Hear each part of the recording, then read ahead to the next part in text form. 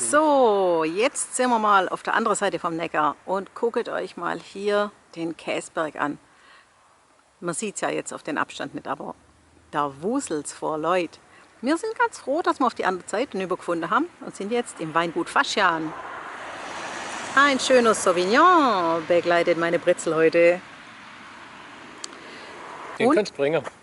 Obwohl es jetzt Mitte November ist, kann man auch noch einen Weißwein trinken. Bei dem Wetter geht es ganz locker. Man muss sagen, seit dem Klimawandel haben sich auch diese Weine hier schon fest verwurzelt. Ja, immer mehr. Und du kriegst halt auch aus denen auch bei uns einen guten Wein zusammen. Also, Und zwar auch in einer ziemlichen Vielfalt. Die sind gar nicht immer alle gleich, sondern je nachdem, ob sie mehr Blätter dran gelassen haben oder weniger Blätter, können grüne oder auch mehr fruchtige Aromen entstehen. also der ist schön fruchtig geworden. Na gut, aber jetzt dabei ist es. So. Hab keine Zeit mehr. Tschüss. Zum Wohl. Hey Leute, hat's euch gefallen?